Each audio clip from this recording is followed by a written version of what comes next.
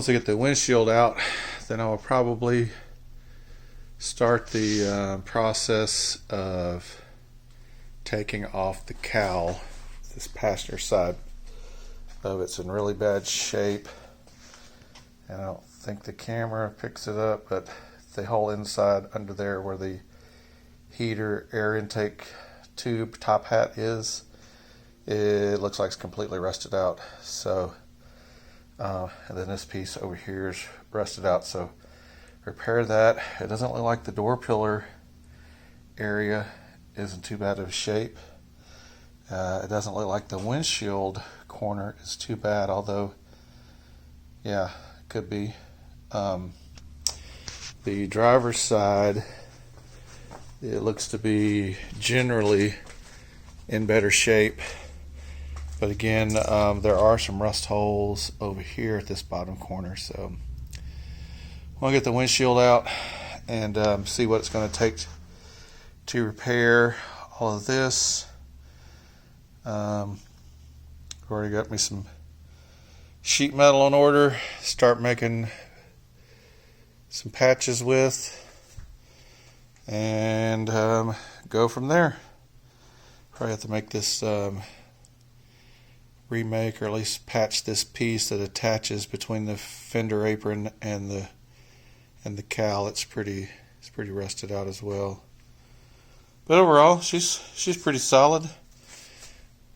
Get those filled in, it'll look good. It'll have plenty of room for a turbo 2.3 old style Pinto engine, Lima as it is called.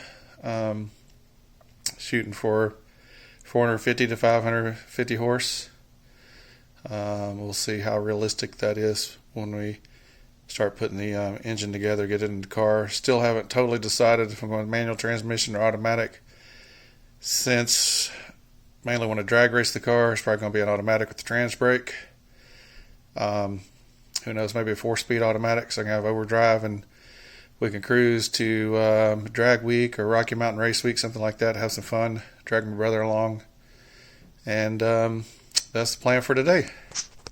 At a post lunchtime break update, I've been drilling out the spot welds on the cowl, except over on this side. I don't know if you can, there you go. It's so rusted out, I just zip that off and do that on the other side and make a new flange. Probably have to do that right there. Then I'm going to have to figure out what to do up in here. Sure, the door is going to have to come off finally. Been trying to avoid doing that because I just don't have a lot of room to store all the pieces and parts.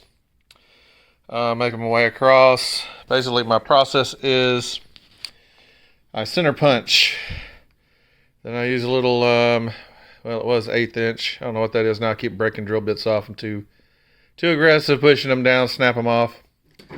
But that drill bit drills a little pilot in there, as you can see, and it keeps the tip of the spot weld cutter. These are Harbor Freight spot weld cutters.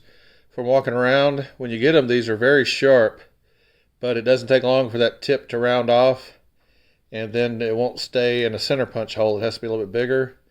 So I've just figured this is the easiest way to keep them from walking around. That just causes issues when that walks around. It starts snapping teeth off if it jumps out of the hole. Just kind of walk those around when you're drilling.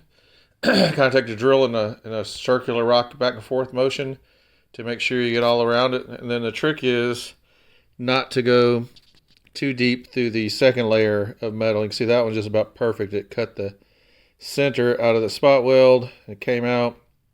A few of them have gone too deep and gone through the bottom layer of the metal, but I may do the same thing for the bottom part of the cowl repair, is remake its flange. May just end up zipping the whole flange off everything, the top, the bottom, and remake it. Not quite sure yet. It'll take a little more delving into this to figure out what's going to work.